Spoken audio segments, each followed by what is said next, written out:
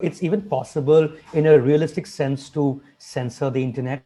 Today, I think everything is under a scanner, from journalists to comedians to storytellers. Bollywood has had the monopoly over content makers, over everything. Actually, I don't see it as Bollywood versus the others. People really turned to stories, consumed content from around the world. OTT is a boom, and putting movies out there and being celebrated pan India is a huge boom. This is a real game. It is a game for the future. People are willing to pay for content if it's good.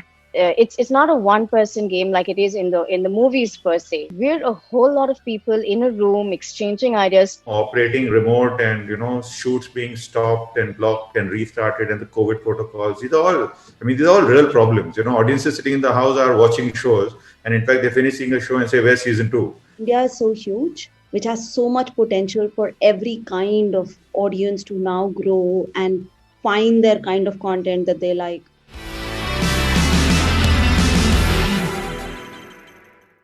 Hello and welcome to this special edition of Sit with Hitlist, our completely unscripted podcast and print series. This is special because it's leading up to the second Midday and Radio City OTT Awards. And we're going to do a gentle deep dive into OTT as an industry with the leaders of OTT platform as an industry, as it were.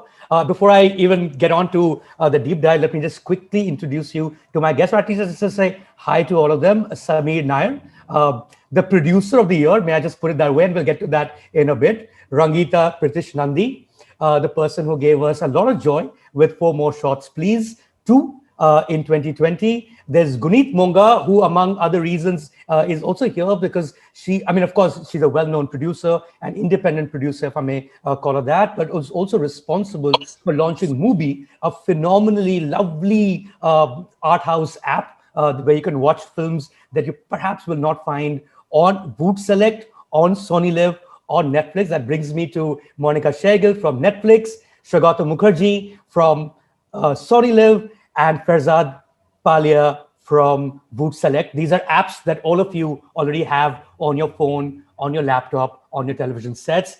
Guys, this is our second edition of this conversation. The last one that we had was in December 2019. Sameer, you were there. And I was watching that video right before we started. And so much has changed about the world since December 2019 to Feb 2021, as it were, because in between came that gloomy year, which is gloomy for everyone else except the people on this huddle, as we may call it. That I'm going to start with Monica and then take it from there onwards. In terms of what 2020 was for you, from a professional point of view, what kind of year was it for you in terms of what you put out? So the viewers immediately recognize that that's the stuff they watched. What were the learnings? And more importantly, what were the highlights? I think if I have to use 2 words to describe, I think it would be intense connection. Intense connection with new audiences, with our existing audiences, with creators, with stories. What the year did was really bring all of these together in such an exciting and intense way. It was a very, very difficult year, for everyone around the world. But I think what really kept everyone going were the stories. And that's where we as Netflix could really be there. And, in some ways, I would say actually normalize the lack of normalcy. People really turned to stories, consumed content from around the world, and had something to talk about other than the difficult time that they were going through. So I think that is something which made the year very, very exceptional. And a whole lot of new people came on, experimented, and have stayed on to be, the new set of audiences for us. And I'm sure for everyone, for every platform. And that's the great part of last year, as you said.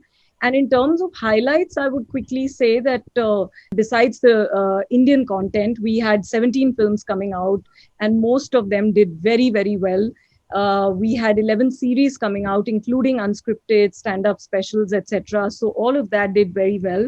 And I think overall, it was a year for people to discover streaming and an acceleration of the adoption, if I were to say. Yeah. You're saying 17 films and 11 series. Yes. Right? That's not an app. And I'm presuming you're not even including licensed content. No, I'm not. So that's And a I'm not film. including international. That's just the entire movie industry of its own. That's just an industry. It's not Yeah, a but freaking app. yes. But that's the scale and pace of work at Netflix. Globally, it's like that. Every day you would see, you know, 2 or 3 digit numbers of launches that we have across. So I think that is the model that we have in India also, which is to really service a very, very diverse set of consumers and audiences. And we've never been about a single title, and it's very, very important, which is why for us to work with many creators and many stories at the same time. Shugato, 2020 for you? So yeah, I think the 2020 has been the frenetic pace at which we sort of recalibrated ourselves. We didn't plan for this, and then this got bunged in the middle of the strategy that we had drawn up earlier on the year. And how do you sort of change the ways of working? I think it's been massive for us also because we relaunched in the middle of the pandemic, and Right.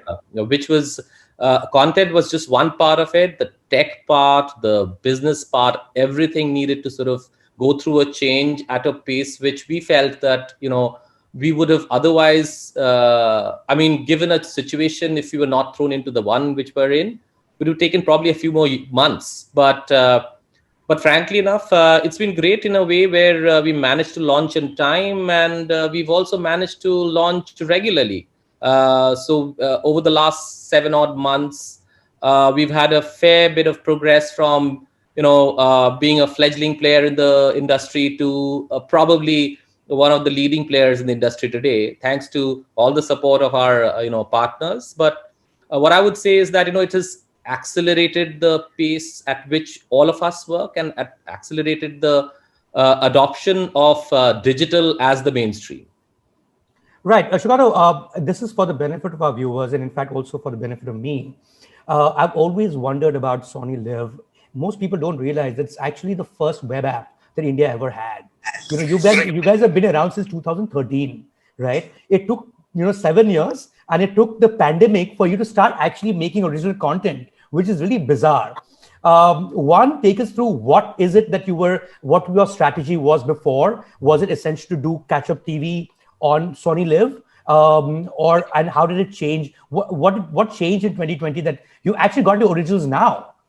Yeah, so I think all those years prior to when we sort of relaunched, I think it was more into the catch-up TV content. So we are a part of a big broadcaster, and Right. like Ferzad, we are a broadcast-led OTT. So we had thousands of hours of content which was monetized on advertisement revenues and so on and so forth. But I think original content was not the focus till about last year, when Sony sort of took notice of the fact that we need to sort of get into the market, which is sort of really, really growing at a frenetic space. So I think which is when all of this was drawn out. Take us through that moment, if you can, from a perspective of an office conversation. At what point did you sit down and think, hey guys, we need to catch up? It's, the world of catch up TV is over. Like, was there a meeting where you said, you know what, we need to do originals because all the traffic is going to Amazon Prime Video or Hotstar originals or Netflix, of course, and various other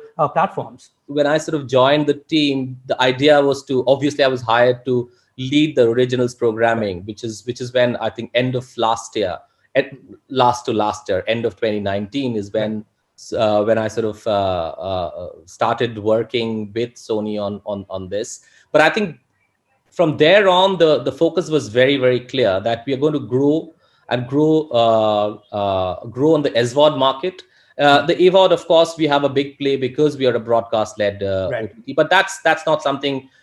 Nothing much has changed on that front. We were a part of that world then. We are a part of that world now. But SVOD, yes, that's been the focus, and the growth over the last 6-7 odd months has been phenomenal. I think that's what been exciting. I think it's one thing to strategize over paper, and it's another thing when you see those sort of finally fructify into numbers and audience coming into your platform.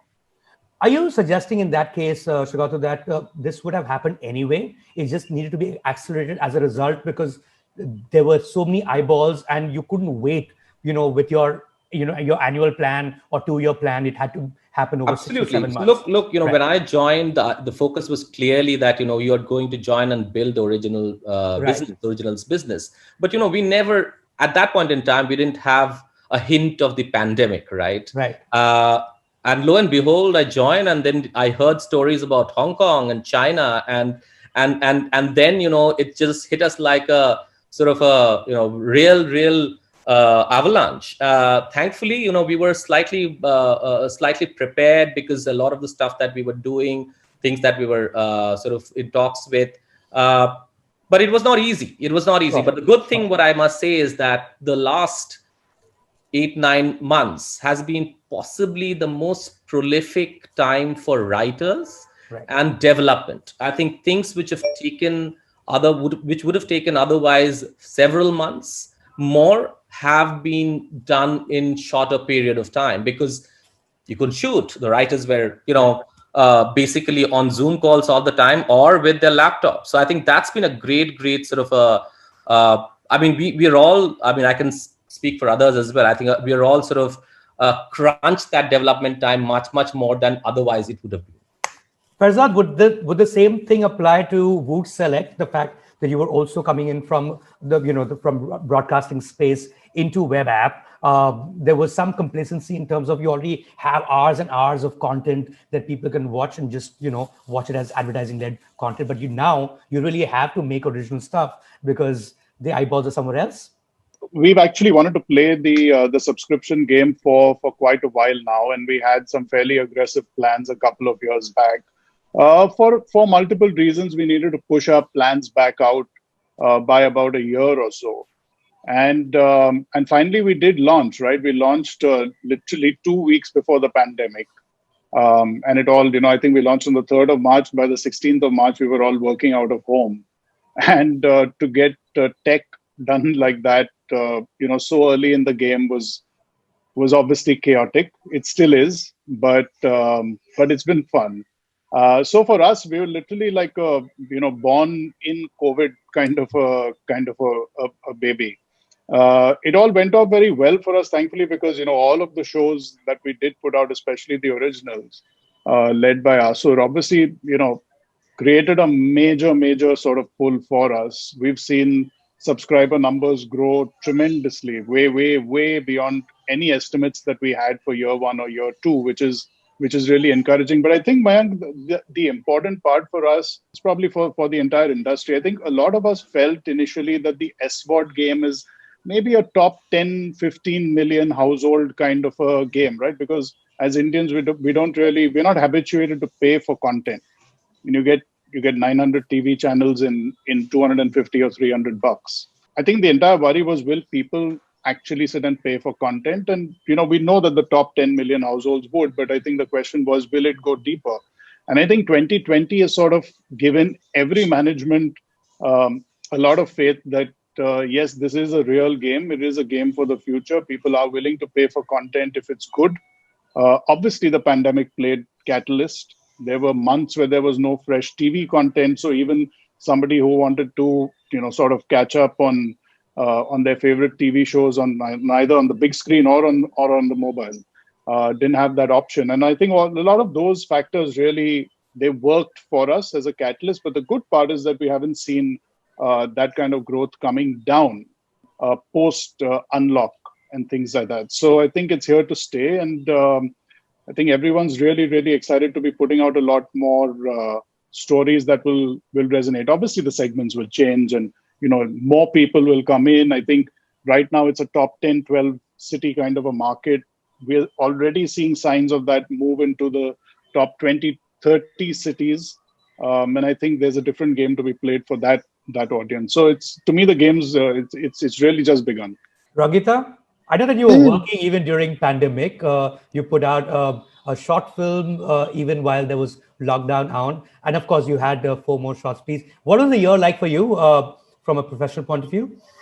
I think it was a bit of a mixed bag for creators and showrunners in that sense. Putting out season 2 of Four More Shots Please was tremendous, because the kind of attention that the show got, the kind of viewership it got, just the feedback across social media and everything was many times more than what we got on season one. With Amazon putting out a press release saying that it was their most watched show at that point of time, that was, I mean, we knew we were good, but those numbers suddenly started, actually making sense to us. The odd thing is, I think a lot of us had concepts and ideas for shows and movies that we parked into a calendar. And suddenly we had all of this time to sit down and actually develop that. And on the other hand, there was this complete vacuum that you were kind of developing in. So, we're used to a really fertile conversation. It's not a one person game like it is in the movies per se, where a writer sits down and writes. On a show, we're a whole lot of people in a room exchanging ideas, like scrapping somebody else's idea, keeping somebody else's. It's a big give and take. And somewhere we were all in our own halls, the voices were echoing. Even when you were connecting with, somebody else, it just felt really odd. But I think we quickly learned to get past that. And the good part of it is that a lot of us now have shows and Bibles and movies and conversations that we wouldn't have had for another 3 years already landed on, in our immediate universe. So creatively, it's been absolutely wonderful. Guneet? I have to admit, the year started very difficult, 2020, and it was tough to figure out how to work remotely, how do we get up and running. I think towards the mid of it, we, really figured a way of teams working together, and we grew. We put out a lot of content, and we developed a lot, and we even diversified. In podcasts, we put out actually three podcasts, one on Audible, two on Spotify. The Dosa King, Mafia Land, they've both done so well. And we released Surya Rai Potru on Amazon Prime, which was a big Diwali release, which is my first Tamil co-production. Very proud of that association and the love that it got pan-India. And also developed a really cool daily format, which is under 15 minutes. It's first of its kind interactive detective show called Con for Flipkart Video. Mm-hmm. And that launched early this year. And I remember in June, July, we were having this conversation on the app becoming interactive and allowing audience to choose, and how do we get the audience to feel like a detective. And this is a mobile only format, so it's under 15 minutes, and you set up the crime and you set up the suspects, and the audience get to choose who the killer is, and then you get the answer. And if your answer is right, you win awards, you win cash, and phones and laptops on Flipkart Video. So that's done extremely well. That launched on 9th of January this year. But we shot from September, October, November, December, and it's like one episode that comes every day. Mm-hmm. So that's done really, really well for Flipkart Video, and it's their first fiction interactive, series. So it's interesting. I think we didn't know that we could we could diversify and grow into various formats. And yes, of course, besides that, rolled up our sleeves and developed, and been talking to everybody on this panel. I think when we are pushed to a corner, we don't know what all we are capable of, and you come out of it shining. So it's been one of those years of self-discovery, of gratitude. Well, I did not, pardon my ignorance, I did not even know there was a Flipkart Video. That sounds a lot like Amazon Prime Video. Actually, this is in the app. So in the Flipkart shopping app, there is a button niche se right, which has a triangle, which is Flipkart Video. Here you had, Samir, I lost count of the number of shows you put out in 2020, just for the benefit of our viewers, just so they know. Just tell us all the Applause Entertainment shows and where they appeared before you even get on to what are the highlights of 2020 for you. Well, we had a good year. Thank you, Mayank. So we had a total of 11 releases, 3 on MX Player, Madhuri Talkies, Bhokal, Manfordganj, 1 each on Amazon and Netflix, Raspberry and Hasmukh, 2 on Hotstar, and 4 on Sony Live. So Hotstar was the season 2's Criminal Justice and Hostages, and Sony Live was the first 4 shows, which was Your Honor, Avrodh, and Dekhi, and of course Scam 1992. Is he going to take a bow? Because I just want to know. I feel I should be clapping or something like that. And he's not even having a smile. So actually, what happens is that because we've been, no, it's a deep pipeline, and that's like we're working in advance. So a lot of Samir has a smugness of the kid who came first in class. Yeah, I talk. No, no. Just accept it. Just smile. Crack a smile. Listen, I am as surprised as you Even if are. he doesn't have, When the even if lockdown he doesn't happened, have, everyone is pushing him to have. so actually when this happened, I think also what happens is that we got reasonably lucky. Like it was Danish Khan at Sony Live who picked those 4 shows in early Jan. So when he did that, then that happened, and we had to really focus on the post production and deliver that. And I think it turned out well. The big thing for us, of course, has been that the adoption of the platforms and the new audiences that came to them also allowed us to tell different stories and have these stories accepted. So I think that's been the big takeaway from 2020 is that you've got a giant population, they're locked up in the house, and they're happy to watch new things. They're happy to watch different things. The amount of international content that got consumed, the amount of documentaries that got seen, and the different shows. So that really sets up the future in an interesting way because you're talking about lots of people. I mean, when we did Criminal Justice season 2, honestly, we were quite concerned because it's like a highly uncomfortable subject, quite dark. The show is not exactly coming off from Scam 1992, which is like real masaledar. Criminal Justice season 2 is a bit morose and dark. But the fact that people saw it and watched it and liked it and took it is a testament to the audience. So I think that's a really good thing. And it makes us feel good because we are working with a variety of platforms. We understand each of their strategies and the way they look at audiences, the way they look at India, the way they look at the world, and it helps us out. So yeah, I mean it's been a good year. Obviously, this whole operating remote and shoots being stopped and blocked and restarted and the COVID protocols. These are all real problems. Audiences sitting in the house are watching shows, and in fact they're finishing a show and say, "Where's season 2?" But the process is 18 months out each time. So, but it's been good. I mean, a quick one on the apps, Samir, especially when you have a gem like Scam 1992, right? No knock, Sugata, on Sony Live. But the fact is, at that time, not too many people were consuming Sony Live for original content. When you have something like that, would you wonder if I give it to Sony Live, would they do justice in terms of would that many people turn up to watch something that you really hope people will? It's like a film that you release only in one theater somewhere that nobody ever went to watch. Or has that changed? People are constantly looking for content and platform does not matter.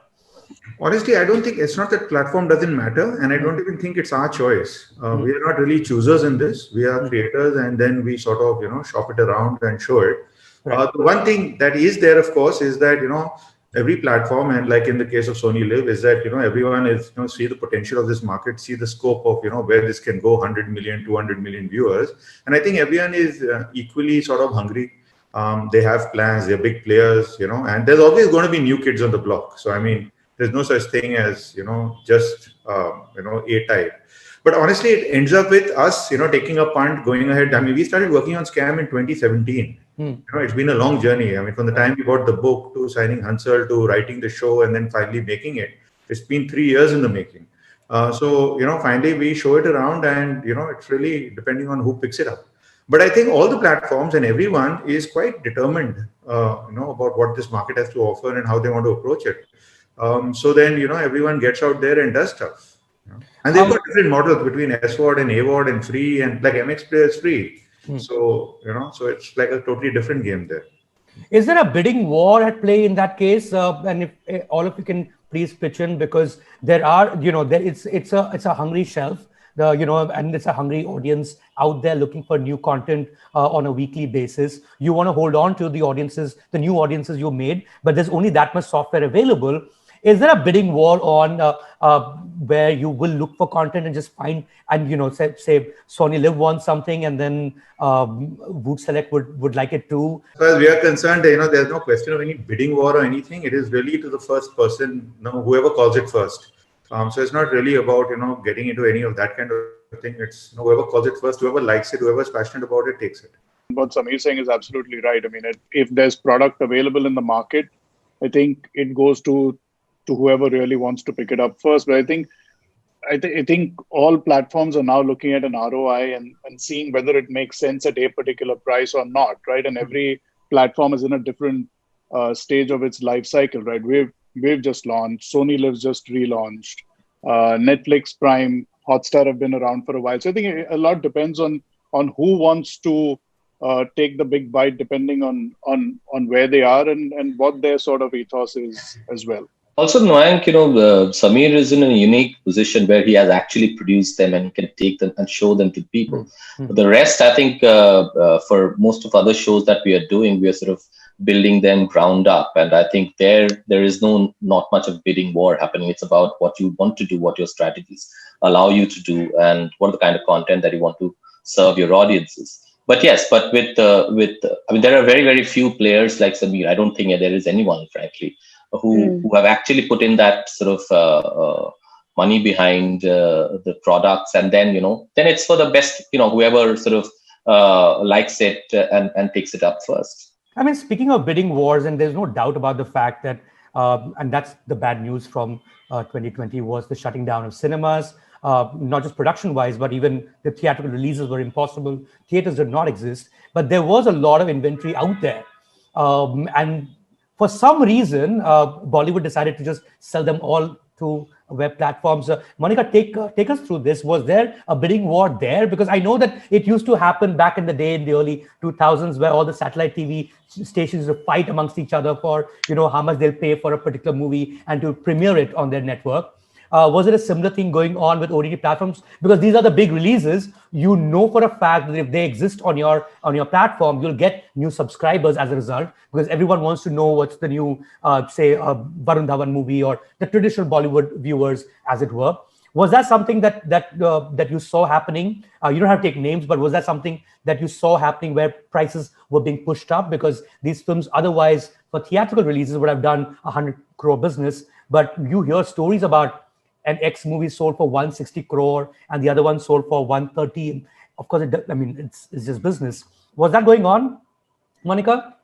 I wouldn't mind taking names if I had any. There's a lot more juicy speculation around this and very little, sort of truth to it. What really happened is that most of the services like Netflix, Prime, Hotstar, etc., there is a pipeline of pay one films that you look at, the ones that come to you post theatrical, and those conversations and those deals have actually happened way before. So if I were to tell you, actually, barring a couple of titles, most of the films that every platform ended up putting as direct films were films that they had already signed up, that were there in their kitty and were going to follow that, post-theatrical release on the service. Right. And same for us, like Ludo was with us, Raat was with us. It was anyway meant to come. And most of the other films also, barring a couple, I think I can't speak for the other services, but this is the principle that everyone followed. So there wasn't any bidding war as such. And in fact, I should add, it's really unfortunate with the shutdown of cinemas.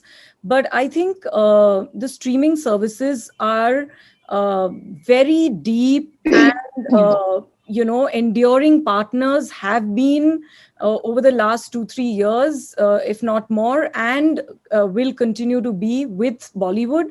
And we were able to be there at the right time to help with certain films that couldn't wait to release in the theaters.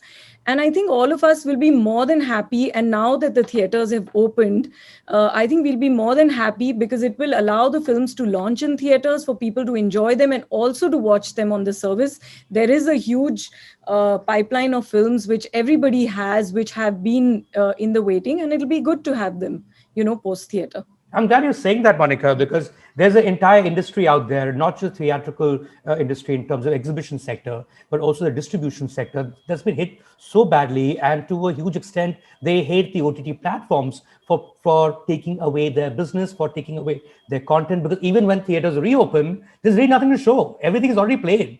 Outside of maybe two major Bollywood films. Pitch in, guys. Tell me if that's an unfair assessment from the cinema side for what they saw happen, and they believe that Bollywood really did them in. They did not stand by them at an hour of extreme need, because, well, the theaters are reopened, yes, but was there to play? Honestly, this whole the business of movies and entertainment is also a lot about cash flow. You're talking about a large number of studios and producers who have invested money in making movies. If for whatever reason, there was this unfortunate pandemic and the lockdown, and a lot of people got stuck, I think it's better to fight and run away than to die. And so you live to fight another day. I think in by process of releasing these movies, it kept the cash flows going. Everyone will make new movies. It's not that these are the last movies and no movies will ever be made again. The theaters were anyway shut, so it was not a thing about that. There are new movies coming up. I think Salman's Radhe is going to release in theaters. Suryavanshi will release in theaters. 1983 will happen. So, I mean, it's one of those unfortunate incidents that happened. You can't do anything about that. But that being said, hopefully theaters reopen. Now there's 100% occupancy that's going to happen. Sure, right in the immediate term, there might not be enough product, but everything will catch up. So I don't think anyone sort of willfully did anyone in. I was just saying that also, if I can just quickly add, is that no one was expecting at that time, the length of time for which this would happen. There was a lot of angst initially, and very understandably so. But actually, like Sameer rightly said, it also gave back oxygen to the business, and much needed oxygen at a point in time when so many people were invested into it and really needed to get their work out, and to get the cash flows running to set the next cycle in. Yeah, and I just wanted to add that, I mean, giving our own example, Surarai Potru starring Surya was one of the big films in Tamil industry, and we had done our music launch in Feb. We took a private plane out with a bunch of kids and did a press conference and did our music launch in a plane, and it was a big press event for us in Feb and ready to release. And every 3 months we were putting out press releases. Every 3 months we didn't know what is ahead of us. And I actually think from where we are coming from, I actually feel like I think if cinemas have done a certain business around, I think 14-15 crore people saw movies in 2019. I think many more people saw movies in the OTT world in 2020. And this is just the start. It's amplification. I feel like you've kept the audience hooked. Our business is going on, and it is like two pillars of the business, cinemas and OTT. And it's unfair to just talk about one and not the other. So it is a unique year, and I feel like OTT has, like everybody's saying, has given us No, Guneet, I get that, and it's a great and example that you gave, which is from the Tamil industry, and a film that you co-produced. But the fact is, down south there is no grouse. Down south, the producers, I mean, the exhibitors, the distributors are actually jubilant because a lot of films were kept for theatrical release there. I mean, Master is playing, and sure, Master also came on Amazon Prime Video, but it's still doing really well in the theaters as we speak. The grouse is against guys in Bombay. The fact that they did not hold on to their stuff. They did not think of the other arm of the production industry, which is distribution and exhibition. Do you think it's a fair assessment? No, I understand exactly what you're saying, Mayank, because I hear those rumbles all around me, even today, when cinemas have opened up per se. I really think it comes down to survival. I think when you're stuck in this big black hole that you can't see the end of, you are pretty much doing what you can for yourself, and that's what producers did. Is there going to be outcome? I mean, have people been hurt? I mean, there are a whole load of cinemas that have shut down and will never ever open again, and that's definitely the fallout of what this Yeah, pandemic that's has a brought to reality. our I mean, a lot of lives. That's unemployed the people. reality of Yeah, it. yeah. But at the same time, you can't fault producers for taking the call they did, because, as Samir said, it's a cash flow business. Once a producer is in, it's a ticking bomb till they kind of are there in theaters, releasing their product and bringing it back home. So it's really, you're pretty much weighing the odds for your own personal survival in a pandemic. there Mike, there was no right way, frankly, but there was nothing which was a right way at that point in time. Everybody was trying to figure their right way, right? And I think it would be unfortunate if we sort of pin some a part of the industry down to say, okay, they've sort of done, disservice to the Wronged industry us. per se, Yeah. right?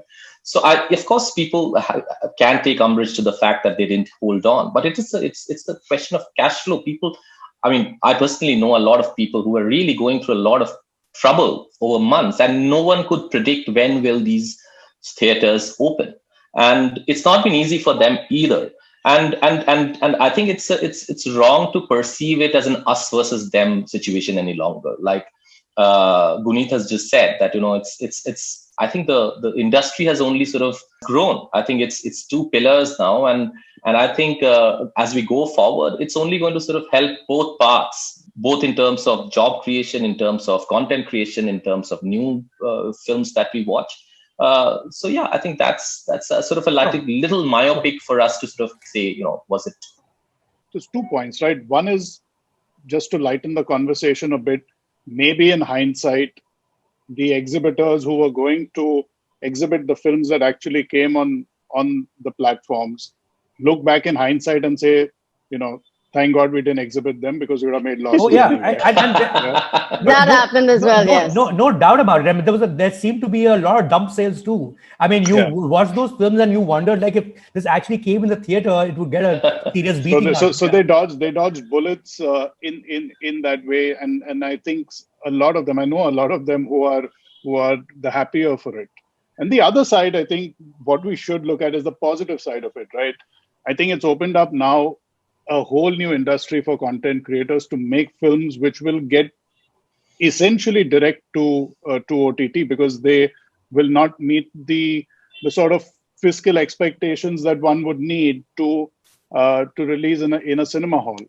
All right. So I think that's already beginning to happen. I know there's a lot of people who were dying, whose life's goal was to make a film, and that essentially meant a theatrical release. No longer need to sort of follow that, and it's equally great to have a film out direct to on digital. And I think that is actually, and across languages, not just in the Hindi language. We've always been doing that. I mean, we've always believed in doing original films on Netflix.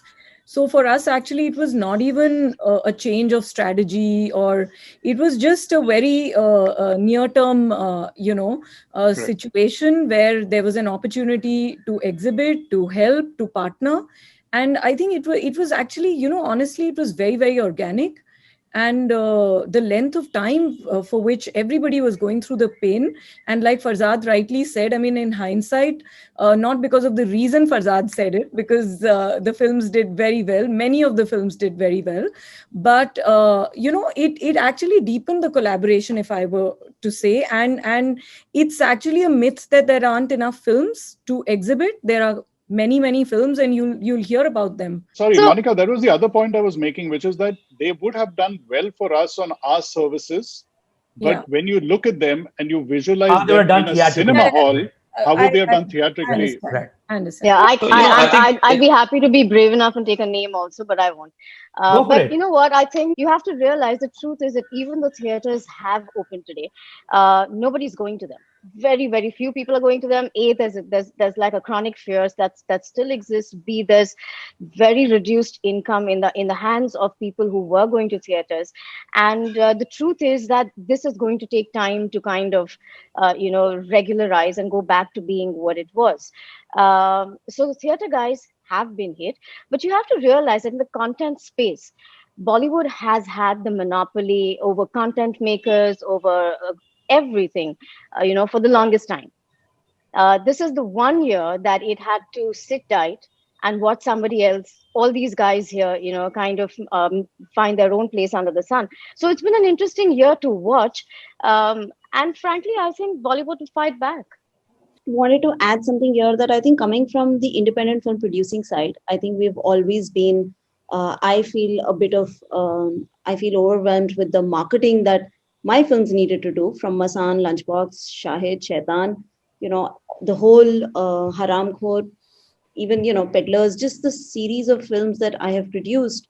I feel like OTT is a boom, and putting movies out there and being celebrated pan India is a huge boom. But to that extent, Guneet, that change had already happened even Yeah. pre-pandemic. There was a platform for films which would not get the massive theatrical releases to actually play out straight on Netflix or on Amazon, and now Sony Live, Voot Select. My question here is, and it's a great point that you brought up, Rangita, is the fact that it might be the first time that the monopoly of Bollywood is broken. And I want you guys to weigh in on this. I'll tell you why. Because one, yes, Bollywood has been the primary source of the big ticket entertainment forever. In 2020, it wasn't, purely because there was no big ticket to buy in a theater. But when those films get onto platforms, Monica, do you think it's the same audience? Do you actually see a spike in the number of subscriptions because there's a hardcore Bollywood film on your platform? Is there a whole new set of audiences you see coming in who thereafter stay, of course, because then they get to sample Netflix in the first place? Honestly, if I were to speak about Netflix movie viewing, on our service, it's very, very, looking at all the original films that we've done and the original films that come to us from our Hollywood studio and around the world. Indian viewers watch the highest number of films globally on the service. And almost, if I were to tell you, 80% of our entire base on Netflix watches a film at least every week. So that's the kind of consumption that we've always been having of films on the service. And this includes, this is the original films that we have, the pay one titles that we have. So it's including all of that. Fair enough. Yeah. What I'm trying to get at, and Sameer, Sugata, Ferzad, please weigh in on this as well, is when this was the first time, as Rangita puts it, the first time that Bollywood wasn't the monopoly, right? What Bollywood really stands for is a few things. It stands for stardom. It stands for hypnosis of a theater where crowds come in, they watch, they become fans of those stars. I mean, it reached a point during the pandemic, and of course, we were all watching television news. At least, so I hope we were not watching television news. But these guys are going after Bollywood, yeah? They're saying, "Ye star kuch nahi hai." And maybe because that hypnosis was missing, I just felt like people don't care about Bollywood anymore. Do you think this was, in a certain sense, a tipping point where things would change in a way the audiences have interacted with cinema as a mainstream cinema, the big screen cinema as we've known it, Sameer? Actually, I don't see it as Bollywood versus the others.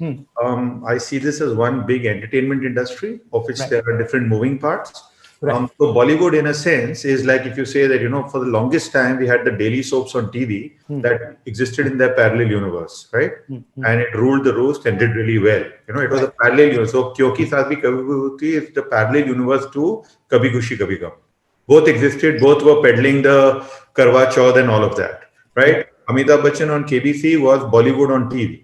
Salman Khan on Big Boss is Bollywood on TV, right? Saif Khan on Sacred Games is Bollywood on a streaming service. So I think in that sense, these are a lot of the directors that we are working with are what you call Bollywood directors. Right. A lot of the actors. So I think this is, this whole explosion that happened in the last 4 or 5 months for a variety of reasons and created this big anti-Bollywood wave is just exactly that. It's just a wave. And you know what waves are. They come and they crash and they go. And then, sort of tides go on. But I don't think that's at all a thing, that somehow for some reason now we are all anti-Bollywood and we are anti-stardom and, let the common man win. I mean, we've seen these cycles before, right? At the end of the day, it's great content, it's great shows. You can't write off, everything and everyone over that. So I don't think that at all. I mean, sure, so some shows have done well and some pieces of content have done really well. But that's not to say that, No, the point I'm trying to get at, Sameer, is the fact that, Bollywood or traditional Bollywood has centered on stardom, where a star, just the face on a particular film could cost half the film's budget, right? Now, when I have the choice between Coolie Number One and, say, Pata Lok, and I watch both of them and I decide in the first 15 minutes whether I want to stay in either, is it worth paying half your film's production budget to an actor, because it was in the case of a theatrical release business? Is it the case anymore when it's on Netflix, for instance? Actually, the thing is that this decision that you're talking about is a decision being made by an audience, right? As a viewer, you're making that choice. Do I want to watch this or do I want to watch that? as a maker, you'll have different things that drive you and motivate you. And and surely these kind of questions will come up for discussion. I'm sure people, all of us, everyone is having those conversations. But I don't know whether it's a one size fits all, and that this kind of one outcome makes it that therefore stardom is dead. I don't think so. I'm happy to be proven wrong, but I don't think so. I think, Mayank, there's also a different kind of star that's been born, right? I think that's what we also need to look at. Don't be surprised if you see a lot of the guys who suddenly become big stars on OTT today, taking their stardom to what we refer to as Bollywood and being in films. OTT's revived careers of a lot of Bollywood celebs and given them a new lease of life. Fair enough. It's a good point, Ferzad. I think it's also because this cross-pollination did not exist by and large between television and cinema. Like there was this belief that if someone is a character for some 5 years, then he just remains Nair. It's that stardom does not translate to a big screen release. You take him and it will have no opening, as it were, right? Now, which also brings me to actually the bigger conflict, which is far more and less talked about, is between television and OTT.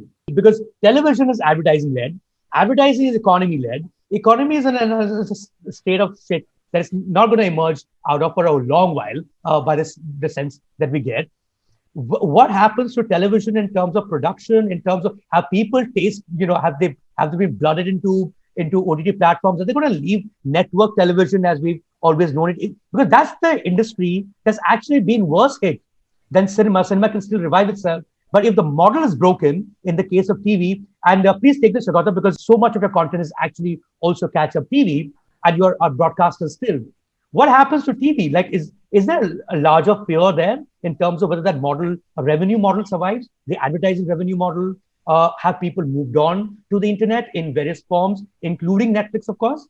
So look, I don't think writing off television is the right way of going about it. Sure. I think I have read far too many opinion pieces where television has been written off. I don't think that's the right way. I think yes, there is a certain bit of shaving off of audience from TV, which is coming into the OTT platforms. But that's sort of a trickle effect. Maybe the trickle has become a bit more steadier right now, and it is going to happen. I think that's the mode of transmission. The mode of delivering your goods has changed, right? And I think over time, I think technology will play a very big part. How do we sort of even consume TV? Look at what Netflix is doing. Netflix is probably, and Monica can probably come into this conversation on, that they're coming into linear television, right? So I think the business per se needs to look at different modes of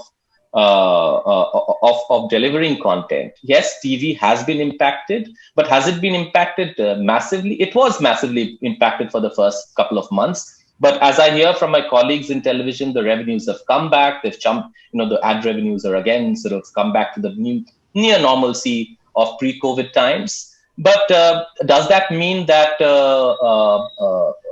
there is no shaving off of television audience? No, I think there is. Let's not kid ourselves that a lot of people have moved on from regular TV to OTT, and that is happening all the time. But sitting in India, do I write off network TV or linear TV here right now? Absolutely not. I think there is a certain audience which still loves their daily soaps, and they, sort of swear by the characters that they follow over thousands of episodes. And I think that's here to stay for some more time. Monica, take us through network television, Netflix being network television in the first place. So actually, this is something which is a recent thing for us. But this taking our shows back to linear TV or having a linear feed in France. So this is something where I think content is going to move across mediums eventually, and where it is going to be, everything that is going to happen in future is going to be ease for the consumers. So I think the choice and the convenience is something that will drive audience behavior, audience tastes, and what they're willing to pay for and how they consume. So I think from that perspective, it's really important for us to remember that, all of this conversation happened, that newspapers will go, etc. But here we are, they've come in a different avatar. Look at how much we consume news online. So have the news outlets gone out of action? No, they haven't. They will morph into something else. I think the same way all the different mediums will evolve into the best kind of content delivery systems. And that's what though having said that, I think currently where the taste is concerned, and the kind of content which linear in India does versus streaming in India does currently, or the space that the cinema occupies, are slightly different spaces. And I think it's there for all of us to see how that evolves, how audience tastes change. So I think that would be an exciting journey. So, I mean, television by and large is seen as family entertainment. There's a family home, one TV home, parents and kids, and they all watch it together. What streaming did to that is turn that into individual entertainment. I don't need to share my phone with someone else. I can watch whatever I like. Do you think both can survive, or do you think there's going to be, I mean, the fact that single TV homes where everyone watches the same thing is a ritual, right? It's a family ritual. Do you see that going away at some point, or is like, as everyone's saying, everything will exist? We'll just have to keep paying more. Well, not in a hurry. I don't think TV is going anywhere in a hurry. In fact, if you look at revenues also, while there's a big talk about advertising revenue, last year, before the pandemic, TV revenues on an aggregated scale reached 50-50, which is 50% advertising, 50% distribution. So they had anyway reached 50% of subscription revenues, right? There's a lot of money sloshing around. TV is really big. It's an advertising medium. I mean, at the end of the day, Netflix blocks advertisers out, right? So for every human being who watches Netflix for 3 hours a day, doesn't come in contact with any advertising. Advertising is a big, sort of source of revenue and of expenditure. Linear TV is there. I mean, it's very cheap. India has the cheapest TV service in the world. Some $3-4. If you compare it to the US or the UK, cable TV in India is peanuts, and you get everything. You get domestic, you get international, you get sport, you get news, you get everything. So, I mean, it's almost like, why get rid of it? If at all, the big danger for TV is for the streamers to realize that the distribution revenue that TV takes is the low-hanging fruit. That's the first that should get stolen, because that whatever 40,000 odd crores that's there in the market being paid to your cable operator every month, well, at least half of that should go to the streamers straight away, right? Anyway, half the streamers are broadcast platforms who've got streaming services. You get most of your linear TV on the platform, right, on the app. So why should there be double counting and double payment and double charging, right, Sugata? So I mean, that is going to happen. So I don't think TV is going to go in a hurry. I mean, it's there. There are people love their, like I always speak from, very personal examples. So my mom is watching this show called Anupama, which she watches with much this thing. And she has seen, Criminal Justice and Scam and Patal, and she's doing all that. So it's just a thing, I think audiences are getting used to watching more things. And TV is not going anywhere, not so quickly.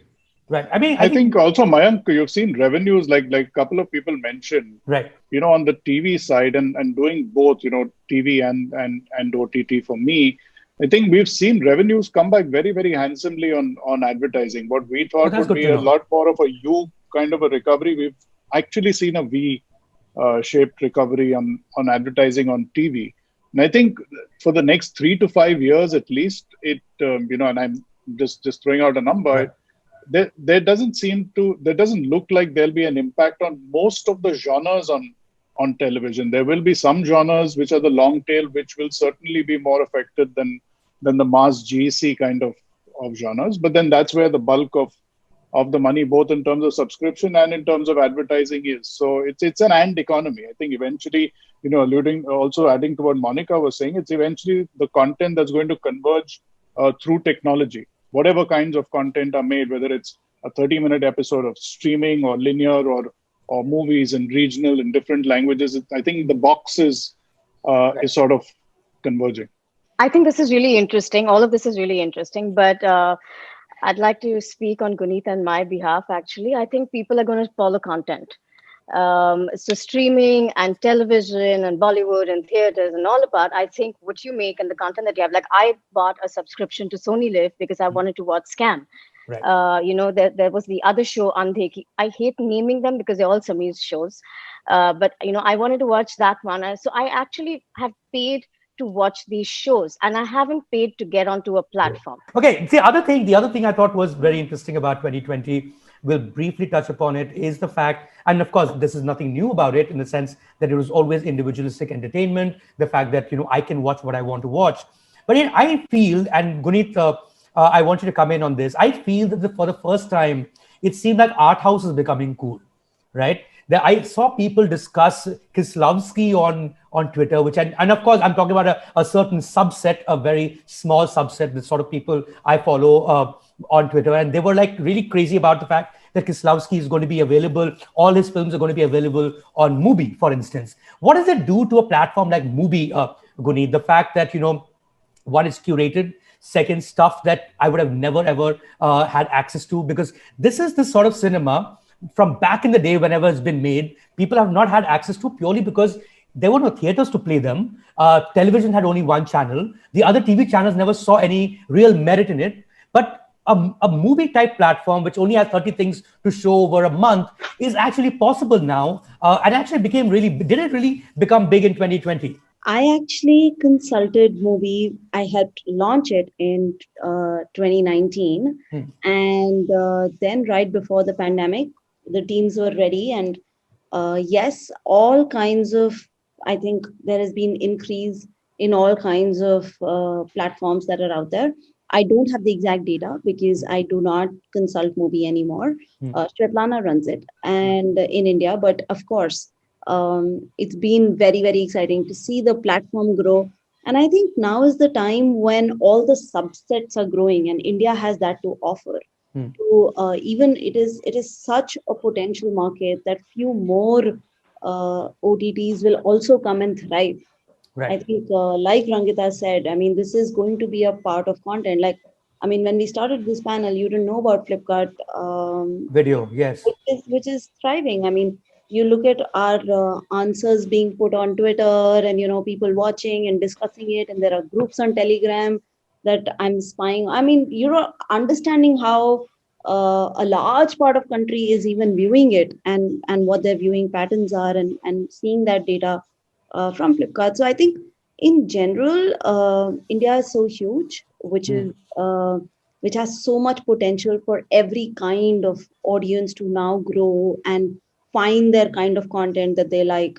There is, I mean, when you talk about the economy, I mean, it is largely, broadly speaking, the middle class has grown and is ready to pay. Right. Is ready to pay for various platforms to be a part of the conversation, to be, their Right. And family. we have enough options to pick from. So Maybe. it's not really a battle between So we- cinema and television and we OTT platforms.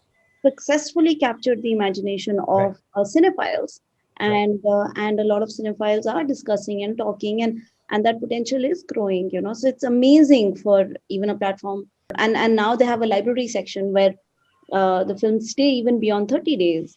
So you can keep watching them. So it's very exciting time. So where the comparison ends actually is in the case of how, when I watch something on Netflix, or I watch something on Mubi, or I watch something on Sony Live, when I watch something on Voot Select, I know for a fact that that's exactly what you wanted to play, which is not the case with television, which has excessive censorship. While it's called self-regulation and self-censorship, but really, like it's reached levels of lunacy at some point where words that would get beeped out for a reason that was best known to the self-regulation authorities. Cinema, of course, has been a joke in India in terms of the role of CBFC for years. Let's be fair. I mean, say Woody Allen would not even release his film in India, or David Fincher would not even release his film in India because of the cuts being asked for. Thankfully, in the last 4 years or 5 years, just the fact that they were left to do what they want to do. I mean, we've seen the level of content, we've seen the level of success that content has had globally. I'm going to ask you a question on the global success, Monica, in a bit. But I'm actually here interested in whether the cloud of COVID may be over, or at least we're in the process of going. But the cloud of censorship seems to hang pretty low now. The ones who want to sit out this question are more than welcome to. I'm going to ask you, Rangita, do you think that we might be in a situation of being pushed into a situation where the government will inevitably come in and say, you know what, you can't say this, you can't watch that, you can't do this. Do you think that's inevitable? Absolutely. I think we're pretty much biding a time to till we get to that particular point where there will be bits and pieces of streaming of any kind of platform out there that's going to be they're going to tell us what to do and what to say and how to say it, and be able to criminalize the other end of it where we don't follow the regulations that they per se send in our direction. But you know what? I think content, in so many ways, is a reflection of the society that we live in today. And in a sense, content creators have this sweet spot of being able to sometimes find ways and means to get out there and still be heard. And I think the wiser amongst us will find that. The less wiser will, or maybe actually they're the wiser ones. They'll actually, go out there and toe the government's line on it. But it's a matter of time. Samir, you think it's even possible in a realistic sense to censor the internet? It's like prohibition, right? You will get what you want regardless. Yeah, so you know what? See, censorship has always been there. As you said, CBFC has been there for the longest time, and we spent our entire lives growing up watching two flowers kiss when people ought to have kissed. So big deal. We grew up in any case. So I think censorship has always been there. With each passing generation, you've got society, you've got societal taboos, you've got social norms. We try to tell stories. There will always be a pushback. You find, as Rangita says, that creative people will find ways to tell stories. It's all about the storytelling. It's about how you do it, whether it's in your face, it's not in your face, it's subversive, it's sort of satirical. There are so many ways to do all these things. I don't think it's actually physically possible to regulate everything. Just because there's just too much of it, and when you get into the series business and you talk about thousands and like movies is one thing, you're talking about movies that release. You talk about series and all the series and everything. So eventually it becomes about following broad norms of what is or not acceptable, of pushing boundaries, of pushing the envelope, of water always finds way, like life finds a way. So it's always you slip through the cracks and you sort of get on with it. And and at the end of the day, you are living in a society. When you talk about TV, the one big thing about TV I learned when I first came into the industry, my boss from Hong Kong told me, he said that, remember, you're an invited guest in somebody's house. Right? And you're in the living room, and there are a whole bunch of people going to be watching you together. So whatever you do, just remember that always. If you are a guest in someone's house, would you go and behave badly?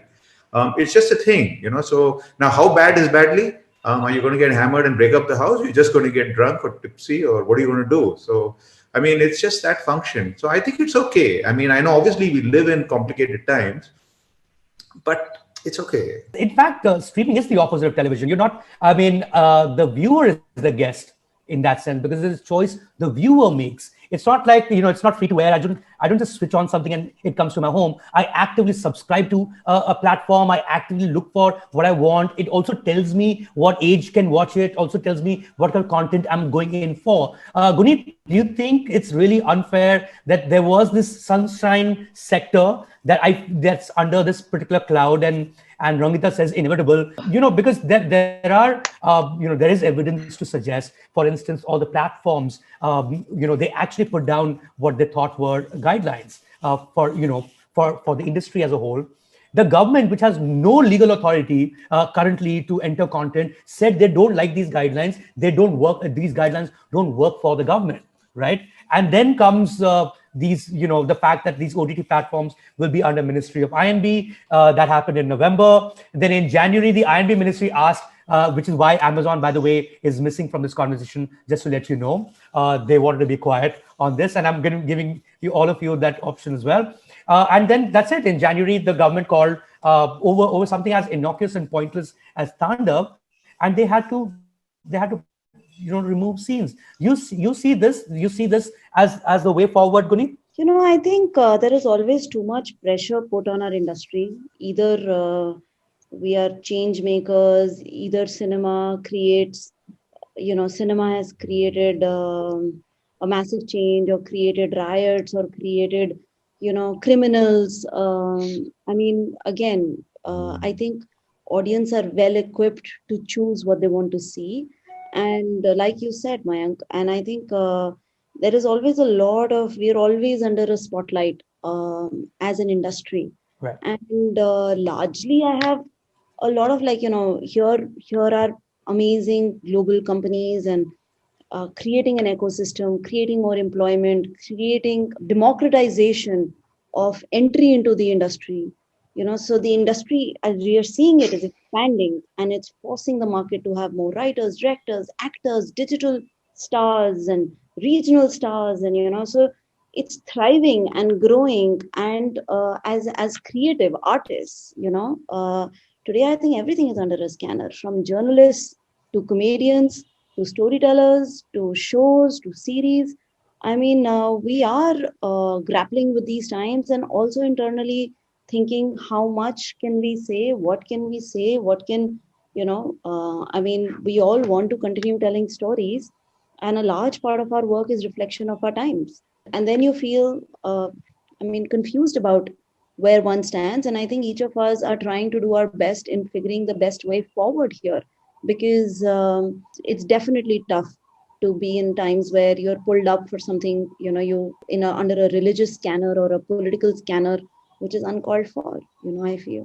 I think that's always too much pressure on the industry. And besides that, I would say that we are still so heavily taxed, and we don't have government support for our content. So there's so much, private support, and yet the private players are so much under the scanner. So it's unfortunate. A moment of silence out there. Yeah. I think let's take heart from the fact that we're actually still far better off than a lot of other countries. So let's look at the we're positive actually side of talking it. about this. We're having this conversation. Let's take it positively. Yeah, like if you see Iranian cinema, which is so beautiful, and then and then you see Korean content, which is traveling around the world. So yeah, I mean, we definitely are in interesting times. She's given you your best coach. She's just drawn those parallels straight up. I'm going to end on a far more positive note, and that obviously has to do with the year that's ahead of us, 2021. Guys, each one of you, I'm going to start with you, Monica. What is it that you're looking forward to in 2021? I think I would just like to give a line to 2020 also. I think it was an incredible year for everyone here, and so many of creators, storytellers. It was the year of the first Emmy win for Yes, Indian absolutely. movies, and I think that really counts Yeah. for a lot. And I really think that for all of us collectively, and yes, Netflix particularly, the one thing we'll be focusing on is to really do everything we can to please our audiences, to really keep identifying new stories, new storytellers, and we have a really amazing slate lined up this year. Monica, how does this work effectively when you are a content enabler? Because it's impossible for you to be involved in each and everything that you put out, because you just put out so much. Is there a quality control from your end while the production is on? Like, do you guys look at rushes and you have a certain idea of how that show or that film is shaping up as it's shaping up? Or do you just look at the final product after you've greenlit it? I'm talking about originals, of course. Yeah, originals. So where originals are concerned, Mayank, actually, we are very, very deeply involved right from the time we identify an idea, creator comes with a vision to us, and how we partner with the creator. We work hard together collaboratively to really take it to the audiences. So it's a very, very deeply involved process. And that's how Netflix originals are made all over the world. In fact, every single human being at Netflix, whichever department or vertical they are in, is actually in service of the content that's being made. That's the beating heart of the company. And we are very involved. Even the process of what we call globalization, localization, dubbing in more than 30 languages, subbing in more than 30 languages, and how the content travels is put on the service, every single thing. So it's a very involved company. So there are lots of creators here, all of them, Samir, Guneet, Rangita, they all know, how the Netflix process. So would you be on the set, for instance? I don't mean you necessarily, but someone from Netflix would be on the set each day of the shoot? Yes, yes. That's a lot like how channels would do shows, Samir. Would that be correct? Like an executive producer who's there from the channel while a show is being made, even while a production house is making it? The difference is that our production teams are there to support. Right. The creative teams work with the creators during the process of writing and creating. And, it's the way Netflix works is we are hyper specialized. So we have production teams who are always there to support the creators. Right. So that's the difference from channels. Sorry. So if there's one thing, Monica, that we should look forward to in the short term, in 2021, whether a film or a series to do with, which is Indian, which one would you recommend right now? Sorry, I can't recommend right now. You will hear it when we announce it. And I can't choose one because genuinely, I'm telling you, there's really amazing stuff lined up this year, and we'll be sharing that soon. Sony Live, Sugata, are you going to have a Scam 1992 kind of moment where just like everyone just moved to look at your station, to look at your app to see what is this show? And of course, we're doing the awards and it's got the maximum nominations at the Hitlist OTT Awards. Do you have something like that coming up in 2021? Is there something that you want to recommend right now that we should look out for? Mayank, you can't ask me to choose between my children, right? Arey, ye to bahut purana line ho gaya, sir. Bahut purana line hai. Come on with something new, yeah. Come on. But yeah, I mean, we've got a very, very exciting slate. But unlike Monica, we don't have 78 shows premiering on Sony Live. We are we'll have a show every month. Okay. And a few films. We are a little picky about the films that we're doing. If you've seen a couple of films that we did last year. Yes, Kadak is one of the films was nominated. Kadak and Bhosle, they got like overwhelming response to the films. I think we'll keep on doing those kind of films, and we have got a really exciting slate of about 15 odd shows which will premiere in 2021. That's amazing. I'd say wait and watch. 15 is actually at par, or in fact, if not more, than Amazon Prime Video would do in 2021. So you're right there. I mean, you're already in the big league after sleeping since 2013. Farzad, anything that we should look forward to? Any particular show, like, punt on something that you already have? It could be the first thing that comes out. Yeah, again, I'm not going to take names of shows, but I think the slate is pretty large. Similar numbers that Sugata spoke about, maybe a few up and down.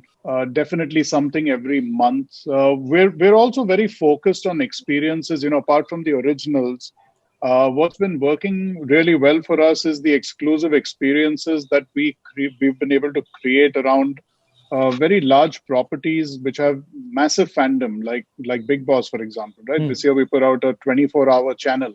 So you could actually watch Big Boss for 24 hours and not just 1 hour.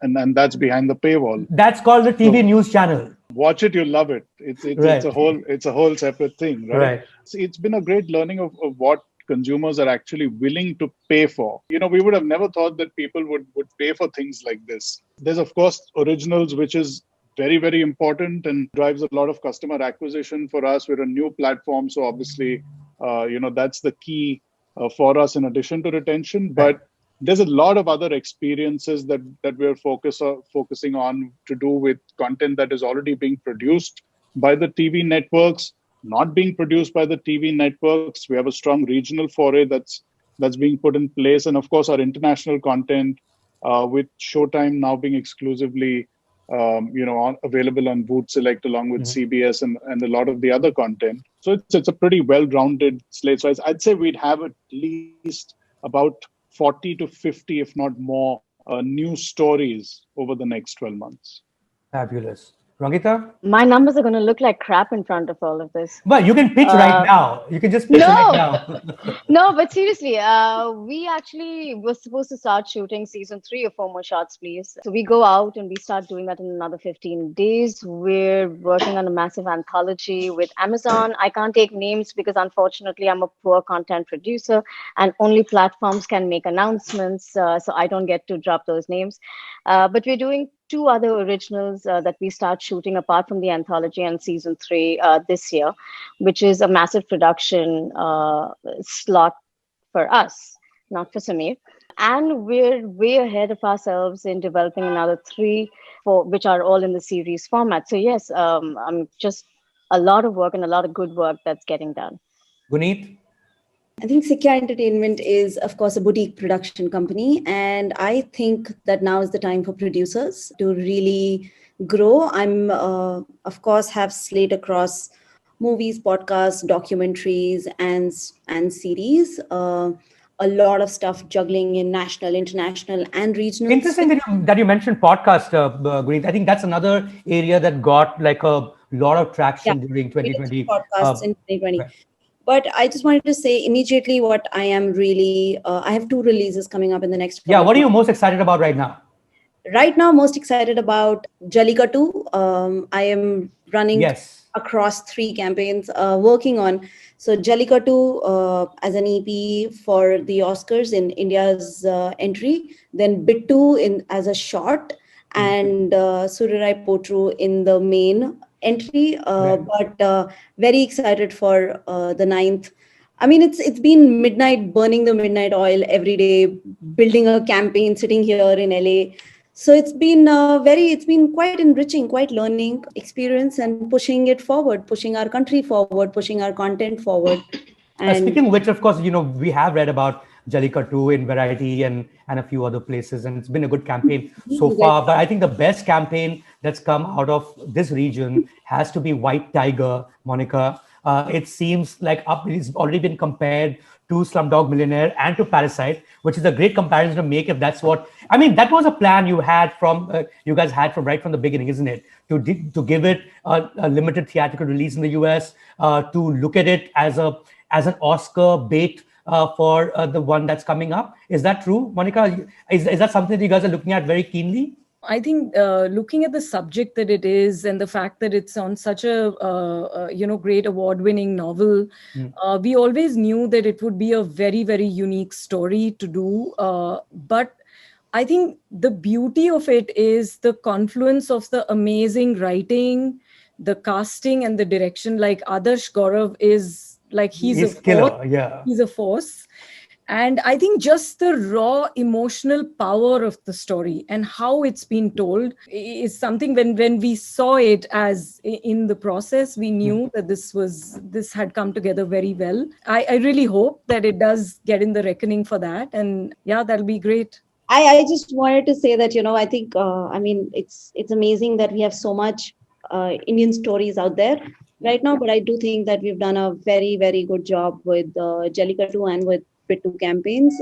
And I'm also crossing my fingers of having more Indians out there.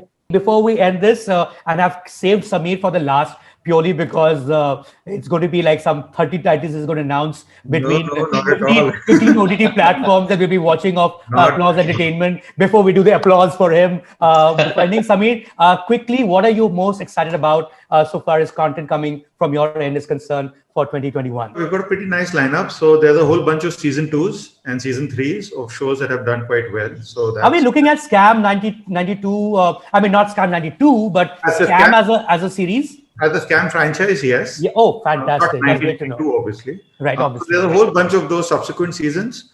And among the new ones, the ones that really pop out for us is Sauda, of course, because we're going to start shooting now shortly. We're also working with Gurinder Chadda on a show called Seeker, which is currently writing. So we hope to get into production soon. We've also, making a foray into movies. One big thing that we're interested in doing, I hope this year it happens, is we actually work with Guneet. Finally, I've been trying to collaborate with her for the longest time. So maybe that happens this year. Fingers crossed, hope the same. Yeah. So, I mean, there's a lot of exciting stuff. We're looking to do some documentaries, more series. So, yeah, I mean, just, working with wide number of creators and collaborators and platforms. It's exciting times. Fingers crossed for 2021. Thank you very much, ladies and gentlemen, for a fascinating conversation. And I hope to see all at the Midday and Radio City Hitlist OTT Awards. Thank you all. Thank you very much for joining us. Thank you. Thank you for having us. Thank you, everyone. Radio City and Midday are back with the Hitlist OTT Awards 2020. Subscribe to Midday India. Get direct notifications on all our videos by clicking on the bell icon.